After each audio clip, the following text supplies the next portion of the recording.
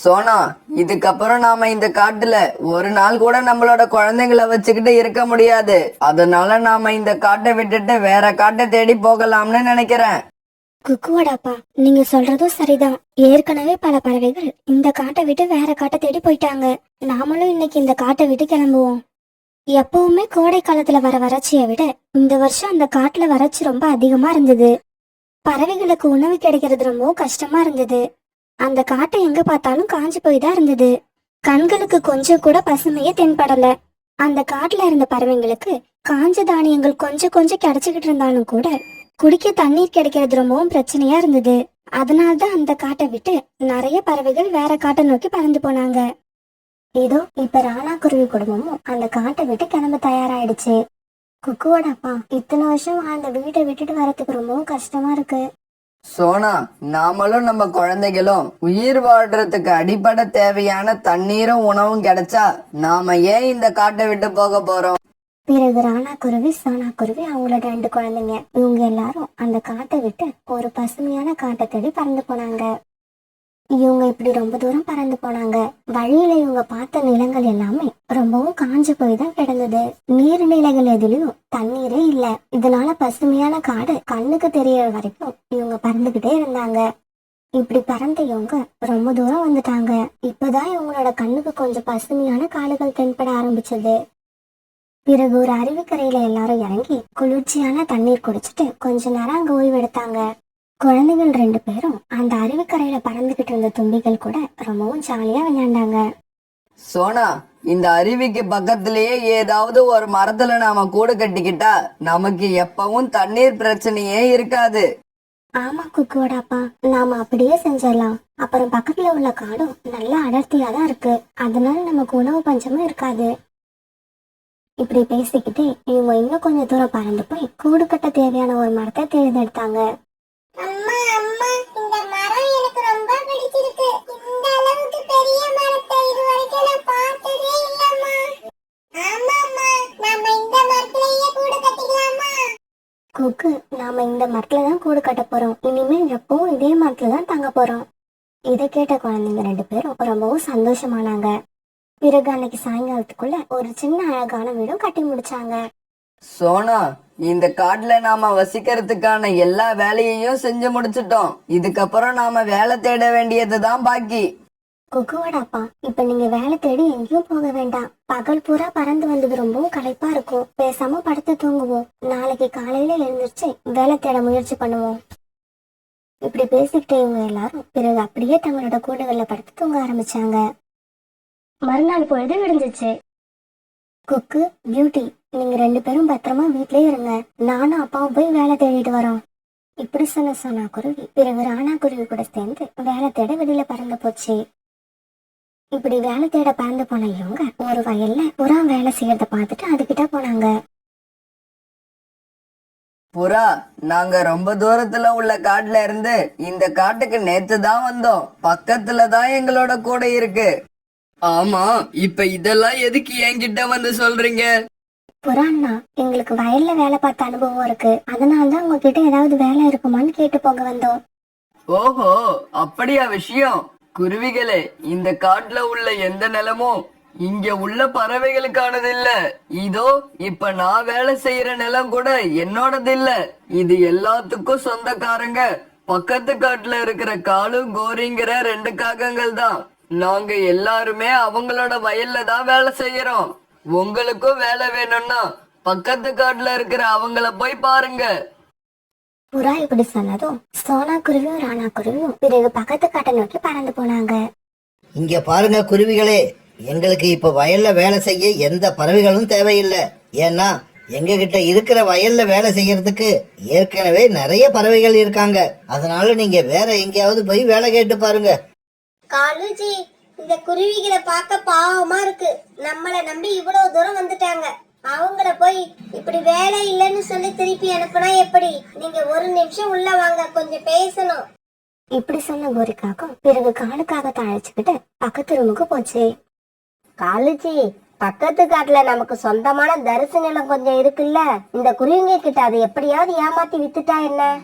கோரி, இந்த குருவிகளோ வயல்ல வேலை கேட்டு வந்திருக்காங்க. இவங்க கிட்ட அந்த நிலத்தை வாங்குற அளவுக்கு பணம் இருக்குமா? சரி, உங்களோட கணக்குப்படி அந்த நிலத்தோட விலை இப்ப என்னவா இருக்கும்? என்னோட கணக்குப்படி இப்ப அந்த நிலத்துக்கு அவங்க 5000 ரூபாய் கொடுத்தாலே அதிகம்தான். உங்க கணக்குப்படி இந்த நிலத்துக்கு 5000 ரூபாய் தானே வேணும்? ஏன் கூட வாங்க, நான் உங்களுக்கு 10,000 ரூபாய் வாங்கி தரேன். இப்படி சொன்ன கோரிக்காகும் பிறகு காலுக்காக தழைச்சுக்கிட்டு குருவிங்க இருக்கிற இடத்துக்கு வந்தது. இங்க பாருங்க குருவிங்களா, எங்களோட வயல்ல வேலை பார்க்க எங்களுக்கு இப்ப ஆட்கள் தேவையில்லை. ஆனா பக்கத்து காட்டுல எங்களுக்கு சொந்தமா இருக்கிற கொஞ்சம் நிலத்தை நாங்க விக்கலாம்னு இருக்கோம். வேணும்னா அந்த நிலத்தை நீங்க வாங்கிக்கோங்க.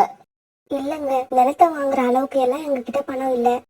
அட, பணத்தை உங்ககிட்ட யாரு இப்பவே கேட்டது? நிலத்தோட விலை 10,000 ரூபாய். இப்ப உங்க கையில இருக்கிறத கொடுங்க, மீதி பணத்தை 2 வருஷம் கழிச்சு கொடுங்க. கோரிக்காக இப்படி சொன்னது ராணா குருவிக்கும் சோனா குருவிக்கும் ரொம்ப சந்தோஷத்தை கொடுத்தது. உடனே ராணா குருவி தான் கிட்ட இருந்த 8,000 ரூபாய் பணத்தை காகங்கள் கிட்ட கொடுத்தது. இன்னும் 2000 ரூபாய 2 வருஷத்துக்குள்ள நாங்க எப்படியாவது கொடுத்துறோம். உங்களுக்கு ரொம்ப நன்றிங்க. உங்க நிலத்துல வேலை கேட்டு வந்த எங்களுக்கு சொந்தமாவே நிலம் கொடுத்து அனுப்புறீங்க. உங்களுக்கு எப்படி நன்றி சொல்றதுன்னு தெரியல. அவசரப்பட்டு நன்றி எல்லாம் சொல்லாதீங்க. 2 வருஷம் போனதுக்கு அப்புறம் எங்க மனசு எப்படி இருக்கும்னு எங்களுக்கே தெரியாது. பிறகு காகங்கள் வீட்டுல இருந்து தங்களோட வீட்டுக்கு திரும்பி வந்த சோனா குருவியும் ராணா குருவியும் அன்னைக்கு தங்களோட கூட்டுல படுத்து நிம்மதியா தூங்குனாங்க. மறுநாள் பொழுது விடிஞ்சிச்சு. ராணா குருவியும் சோனா குருவியும் கிளம்பி தங்களோட வயலுக்கு போனாங்க. சோனா, இந்த வயலை பார்க்கும்போது இதுல மத்த பயிர்களை பயிரிடுறதை விட மாதுளை விதைகளை பயிரிட்டா நல்ல விளைச்சல் வரும்னு என் மனசுக்கு படுது. உங்க மனசுல என்ன தோணுதோ அப்படியே செய்யுங்க. மாதுளை மரங்களை எப்படி பயிர் பண்ணணும்னு எனக்கும் நல்ல அனுபவம் இருக்கு. அதனால நம்ம அதையே செய்யலாம். பிறகு ராணா குருவியும் சோனா குருவியும் மாதுளை விதைகளை வாங்கிட்டு வந்து தங்களுடைய வயல்ல விதைச்சாங்க. அவங்களோட குழந்தைங்களும் வயலுக்கு வந்து அப்பா அம்மாவுக்கு தேவையான உதவிகளை செஞ்சாங்க. அந்த விதைகளுக்கு தேவைப்படுற நேரத்துல எல்லாம் தண்ணி ஊத்துனாங்க. சோனா குருவியும் ராணா குருவியும் இப்பெல்லாம் வீட்டுக்கு போறதே இல்ல, வயல்லயே படுத்து தூங்குனாங்க. குக்குவோட அப்பா, இன்னைக்காவது வீட்டுக்கு போவோம். நம்மளால குழந்தைங்களும் வயல்லயே வந்து கிடக்குறாங்க. அவங்களுக்காகவாது இன்னைக்கு நம்ம வீட்டுக்கு போகணும். ராணா குருவியும் சோனா குருவியும் விதை விதைச்சு 1 வாரத்துக்கு மேல ஆயிடுச்சு. ஆனா எங்க செடி வளரவே இல்ல. இத பார்த்த 4 பேருமே ரொம்பவும் கஷ்டப்பட்டாங்க. சோனா, நாம விதை விதைச்சு 1 வாரத்துக்கும் மேல ஆகுது. ஆனா செடிகள் இன்னும் வளர்ந்து மேல வரல. செடிகள் இப்படி மேல வளர்ந்து வர்றத பார்த்தாதான் வீட்டுக்கு போய் படுத்தா நமக்கு நிம்மதியா தூக்கம் வரும். குக்குவோட அப்பா, நீங்க சொன்னது உண்மைதான். ஆனா செடிகள் ஏன் இன்னும் மேல வரலன்னு எனக்கும் தெரியல. சில சமயங்கள்ல 10 நாள் கழிச்சு கூட செடிகள் வளர்ந்து மேல வரும். அதனால நம்ம இன்னும் கொஞ்ச நாள் பொறுத்திருந்து பாப்போம். ராணா குருவியும் சோனா குருவியும் இப்படி பேசிக்கிட்டாங்களே தவிர நாம வாங்கின நிலம் தரிசு நிலம் அப்படிங்கறது அவங்களுக்கு தெரியாது. பிறகு ராத்திரி ஆச்சு. அன்னைக்கு ராத்திரியும் ராணா குருவி சோனா குருவி அவங்க குழந்தைங்க 2 பேரு 4 பேரும் அந்த வயல்ல தூங்குறதுக்காக படுத்தாங்க. குருவிகள் இப்படி வயல்லயே படுத்து தூங்குறத தினமும் பார்த்துக்கிட்டு இருந்த ஜம்ஜம் பறவைக்கு ரொம்பவும் கஷ்டமா இருந்தது. உடனே ஜம்ஜம் பறவை படுத்திருந்த குருவிகள் கிட்ட போய் இப்படி கேட்டது. பறவைகளை எதுக்காக தினமும் வீட்டுக்கு போகாம இந்த வயல்லையே படுத்து தூங்குறீங்க? ஜம்ஜம் அண்ணா, நாங்க இந்த வயல்ல விதை விதைச்சு 1 வாரம் ஆகுது. ஆனா செடிகள் வளர்ந்து இன்னும் மேல வரவே இல்லை. அந்த செடிகள் வளர்ந்து வந்துருச்சுன்னா அதை பார்த்துட்டு நாங்க நிம்மதியா வீட்டுக்கு போலான்னு தான் இங்கேயே தங்குறோம்.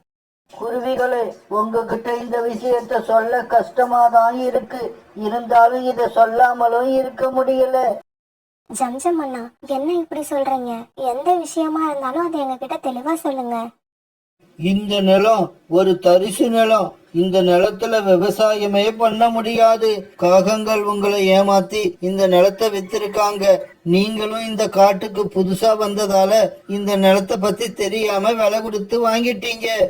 இந்த செய்தியை கேட்ட ராணா குருவியோட குடும்பம் கண்ணீர் விட்டு அழ ஆரம்பிச்சாங்க. இப்படி அழுதுகிட்டே இந்த ராணா குருவி சோனா குருவி பியூட்டி குக்கு எல்லாருமே கொஞ்ச நேரம் கழிச்சு அப்படியே படுத்து தூங்க ஆரம்பிச்சாங்க. இவங்க இப்படி அழுதுகிட்டே தூங்குறத பார்த்த மாதுளை விதைகளும் ரொம்பவும் கஷ்டமாயிடுச்சு. இந்த தரிசு நிலத்துல நாம வளர்றதுக்கு தேவையான சத்துக்களே இருக்காது. அதனால நாம வளரவும் முடியாது. இது தெரியாம இந்த குருவிங்க ஏன் தான் இவ்வளவு கஷ்டப்படுறாங்களோ. எனக்கு கூட இவங்களை பார்க்க பாவமா தான் இருக்கு. ஆனா நம்மளால என்ன பண்ண முடியும்? இப்படி 2 விதைகள் பேசிக்கிறத பார்த்துட்டு 3வது விதை அவங்க கிட்ட வேகமா வந்தது. இங்க பாருங்க, நம்மளால எதுவும் பண்ண முடியும். நாம நினைச்சோம்னா இந்த நிலத்துல கூட வளர்ந்து வரலாம். பாவம், நமக்காக இல்லாட்டி கூட இந்த குருவிகளுக்காக நாம வளர்ந்தே ஆகணும். நீ சொல்றதும் சரிதான். இனிமே நம்மளால உறிஞ்ச முடிஞ்ச அளவுக்கு இந்த நிலத்துல உள்ள சத்து எல்லாத்தையும் உறிஞ்சி எடுப்போம். இந்த தரிசு நிலத்திலயும் வளர்ந்து காட்டுவோம். இந்த செய்தியை சீக்கிரமா எல்லா விதைகளுக்கும் சொல்லி அனுப்புங்க. நாளைக்கு காலையில நம்மளோட இலைகள் பூமிக்கு வெளியில போய் வானத்தை எட்டி பார்த்தாகணும். பிறகு இந்த செய்தி எல்லா விதைகளுக்கும் போய் சேர்ந்தது. மறுநாள் பொழுது விடிஞ்சிச்சு. காலையில கண் விழிச்சு பார்த்த ராணா குருவி, சோனா குருவி, அவங்களோட 2 குழந்தைங்க எல்லாருக்குமே ஆச்சரியம் தாங்கல. ஏன்னா இவங்க விதைச்ச எல்லா விதைகள்ல இருந்தும் இலைகள் துளிர்க்க ஆரம்பிச்சிருந்தது. குக்குவும் பியூட்டியும் சந்தோஷம் தாங்க முடியாம குதிக்க ஆரம்பிச்சாங்க. அதை பார்த்த மாதுளை செடிகளுக்கும் ரொம்ப சந்தோஷமா இருந்தது. அங்க பாரு, அந்த குருவியோட குழந்தைகள் நம்மள பார்த்துட்டு எவ்வளவு சந்தோஷப்படுறாங்கன்னு. ஆமா ஆமா, நானும் பார்த்தேன். இனிமே அவங்களோட சந்தோஷம் தான் நம்மளோட சந்தோஷம். நம்மளால எவ்வளவு சீக்கிரம் வளர முடியுமோ அவ்வளவு சீக்கிரம் வளர்ந்து இவங்களை நல்ல நிலைமைக்கு கொண்டு வரணும். இப்படியே சில வருஷங்கள் நகர்ந்தன. அன்னைக்கு காலையில சீக்கிரமா கண் விழிச்ச ராணா குருவியும் சோனா குருவியும் தங்களுடைய மாதுளை தோட்டத்துக்கு கிளம்ப தயாரானாங்க. ஏன்னா அவங்களோட மாதுளை தோட்டம் பூ பூத்து காய் காய்க்க ஆரம்பிச்சிருந்தது. இன்னைக்குதான் முதல் முறையா மாதுளை மரங்கள்ல இருந்து மாதுளம் பழங்களை பறிச்சு மார்க்கெட்டுக்கு கொண்டு போய் விற்க போறாங்க. அதனால ராணா குருவியும் சோனா குருவியும் ரொம்பவும் பரபரப்பா இருந்தாங்க. குழந்தைங்களா, சீக்கிரம் கிளம்புங்க, இப்பவே போனாதான் பழங்களை பறிச்சு நம்ம மார்க்கெட்டுக்கு கொண்டு போய் விற்க முடியும். சோனா இப்படி சொன்னதை கேட்ட குழந்தைங்களும் உடனே எழுந்திருக்க தள்ளு வண்டி எடுத்துக்கிட்டு எல்லாரும் மாதுளை தோட்டத்துக்கு போனாங்க. இப்படி போன இவங்க 4 பேரும் சீக்கிரமாவே மாதுளை பழங்களை பறிச்சு தங்களோட தள்ளு வண்டியை நிரப்பிட்டாங்க. பிறகு அந்த வண்டியை தள்ளிக்கிட்டு மார்க்கெட்டுக்கு போனாங்க. நல்ல பெரிய மாதுளம் பழங்களை பார்த்த எல்லா வியாபாரிகளும் இவங்க கொண்டு போன மாதுளம் பழங்களை வாங்க போட்டி போட்டாங்க. அதனால இவங்களுக்கும் நல்ல லாபம் கிடைச்சது. மார்க்கெட்டுக்கு போன இவங்க இப்ப ரொம்ப சந்தோஷமா வீட்டுக்கு திரும்பி வந்தாங்க. இப்படி இவங்க தங்களுடைய மாதுளை மரத்துல இருந்த பழங்களை தொடர்ந்து பறிச்சு மார்க்கெட்ல கொண்டு போய் வித்தால ராணா குருவியோட குடும்பம் இப்ப நல்ல நிலைமைக்கு வந்துருச்சு. அந்த காட்டுல நல்ல ஒரு பெரிய வீட்டை விலைக்கு வாங்கி அதுல 4 பேரும் வாழ்ந்து வந்தாங்க. குக்குவும் பியூட்டியும் நல்ல ஒரு ஸ்கூல்ல சேர்ந்து படிக்க ஆரம்பிச்சாங்க. இருந்தாலும் தங்களுக்கு நேரம் கிடைக்கும் போதெல்லாம் வயல்ல வந்து வேலை பார்க்க ஆரம்பிச்சாங்க. இதனால அந்த தோட்டத்துல இருந்த எல்லா மாதுளை மரங்களும் ரொம்ப சந்தோஷமும் செழிப்பாவும் இருந்தாங்க. இப்படியே சில நாட்கள் நகர்ந்துச்சு.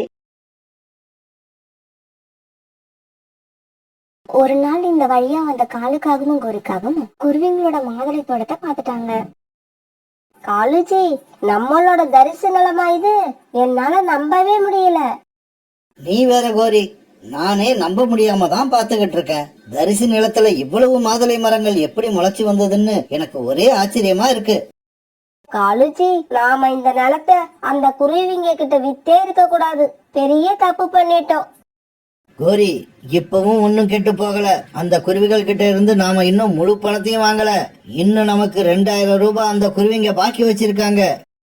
இப்படி பேசிக்கிட்ட காகங்கள் 2 பேரும் உடனே கிளம்பி சோனா குருவியோட வீட்டுக்கு போனாங்க. ராணா குருவி, சோனா குருவி, நீங்க 2 பேரும் எங்களை இப்படி ஏமாத்தீங்கன்னு நாங்க நினைக்கவே இல்ல. இல்ல கோரி அக்கா, அப்படி இல்ல. நீங்க சொன்ன 2 வருஷம் முடிய இன்னும் 4 நாட்கள் பாக்கி இருக்கு. நாங்களே இன்னைக்கு பணத்தை எடுத்துக்கிட்டு உங்க வீட்டுக்கு வரலான்னு தான் இருந்தோம். சோனா, நாங்க அந்த 2000 ரூபாய் பணத்தை பத்தி பேசவும் இல்ல, அத வாங்க இங்க வரவும் இல்ல.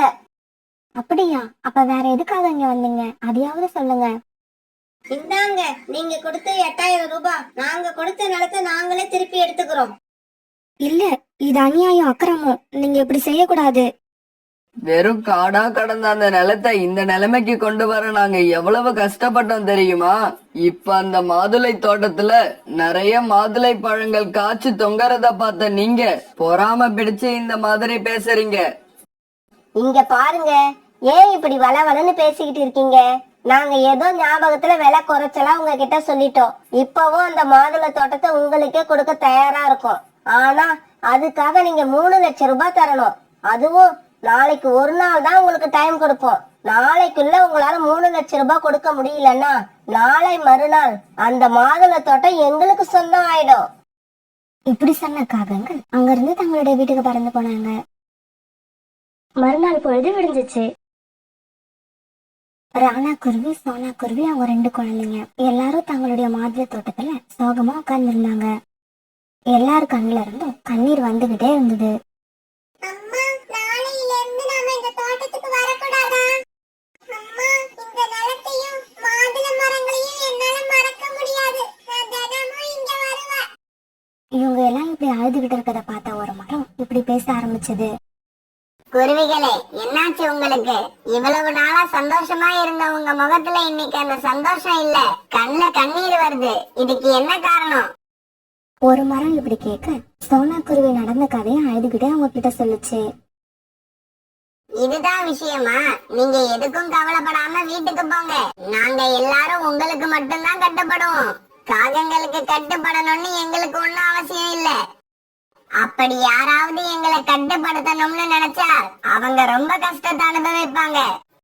மரங்கள் இப்படி பேசினதை கேட்ட ராணா குருவி, சோனா குருவி, குக்கு, பியூட்டி இவங்க 4 பேரும் பிறகு சந்தோஷமா வீட்டுக்கு பறந்து போனாங்க. மறுநாள் காலையில் காலுக்காகவும் கோரிக்காகவும் ஒரு பெரிய லாரியை எடுத்துக்கிட்டு அந்த மாதுளை தோட்டத்துக்கு வந்தாங்க. அதே சமயம் என்ன நடக்குதுன்னு பாக்குறதுக்காக சோனா குருவியோட குடும்பமும் அங்க வந்தது. கோரிக்காக மாதுளம் பழங்களை பறிக்கிறதுக்காக தான் அழைச்சுக்கிட்டு வந்த பறவைங்களை பார்த்து இப்படி சொல்லுச்சு. என்ன வேடிக்கை பார்த்துட்டு நிக்கிறீங்க? இருக்கிற மாதுளம் பழங்கள் எல்லாத்தையும் பறிச்சு அந்த லாரியில போடுங்க. பிறகு மாதுளம் பழங்களை பறிக்க போன எல்லா பறவைகளையும் அந்த மாதுளை மரங்கள் அவங்க மேல உட்காரவே விடாம துள்ளி துள்ளி குதிச்சுக்கிட்டு இருந்தாங்க. இத பார்த்த காலுக்காகத்துக்கும் கோரிக்காகத்துக்கும் பயங்கர கோபம் வந்துருச்சு. ஏய் மாதுளை மரங்களே, இப்ப உங்களோட பழங்களை பறிக்க எங்களை அனுமதிப்பீங்களா, அனுமதிக்க மாட்டீங்களா? நீங்க எங்களோட பழங்களை பறிக்க அனுமதிக்க மாட்டோம். அந்த குருவிகளோட குடும்பம் தான் ராப்பகலா பாடுபட்டு எங்களை கஷ்டப்பட்டு வளர்த்தாங்க. அவங்கள தவிர இந்த பழங்களை பறிக்கிறதுக்கு வேற யாருக்கும் உரிமை இல்ல. இதை கேட்ட காகங்களுக்கு இன்னும் ரொம்ப கோபம் வந்தது. கோரி, இந்த மரங்கள் இப்படி செய்யும்னு நான் நினைக்கவே இல்லை. இந்த மரங்கள் இப்படி பண்றது நமக்கு ரொம்ப அவமானமா இருக்கு. ஆமா காலுஜி, இப்படி ஒரு அவமானத்தை நான் என் வாழ்நாள்ல சந்திச்சதே இல்ல. நம்மளை இப்படி அவமானப்படுத்தின இந்த மரங்கள் இனிமே உயிரோடவே இருக்க கூடாது. ஏய் பறவைகளே, போங்க போய் எல்லாரும் கோடாரி எடுத்துக்கிட்டு வந்து இந்த மாதுளை மரங்கள் எல்லாத்தையும் வெட்டி தள்ளுங்க. கோரிக்காகம் இப்படி கோபமா கத்தின உடனே ஒரு மரத்துக்கு கோபம் வந்து தன்னுடைய கிளைகளால கோரிக்காகம் கழுத்தை பிடிச்சு மேல தூக்கிடுச்சு. காலுஜி, என்ன காப்பாத்துங்க. இந்த கிளை என்னோட கழுத்தை நெரிக்குது. தயவு செய்து என்ன காப்பாத்துங்க. என்னோட உயிர் போயிடும் போல இருக்கு. ஏய் மாதுளை மரமே, தயவு செய்து என்னோட மனைவியை விட்டுடு. இதுக்கப்புறம் நாங்க இந்த தோட்டத்து பக்கம் வரவே மாட்டோம். நீ மட்டும் சொன்னா நாங்க ஒத்துக்க மாட்டோம். உன்னோட மனைவியையும் சொல்ல சொல்லு. மாதுளை மரங்களே, நானும் சொல்றேன். இதுக்கப்புறம் இந்த தோட்டம் எங்களோடது இல்ல, சோனா குருவியோடது தான். அவங்க எங்களுக்கு கொடுக்க வேண்டிய 2000 ரூபாய வாங்கிட்டு நாங்க பறந்து போயிடுறோம். அதுக்கப்புறம் இந்த பக்கம் வரவே மாட்டோம். இப்படி கோரிக்காகம் சொன்ன உடனே மரம் தன்னுடைய பிடியில இருந்து கோரிக்காகத்தை விடுவிச்சுச்சு. பிறகு காகங்களுக்கு கொடுக்க வேண்டிய 2000 ரூபாய ராணா குருவி கொடுக்க அதை வாங்கிட்ட காலுக்காகவும் கோரிக்காகவும் அங்கிருந்து பறந்து போயிட்டாங்க. பிறகு ராணா குருவி குடும்பம் அந்த மாதுளை தோட்டத்தை பராமரிச்சுக்கிட்டு ரொம்ப காலம் சந்தோஷமா வாழ்ந்து வந்தாங்க.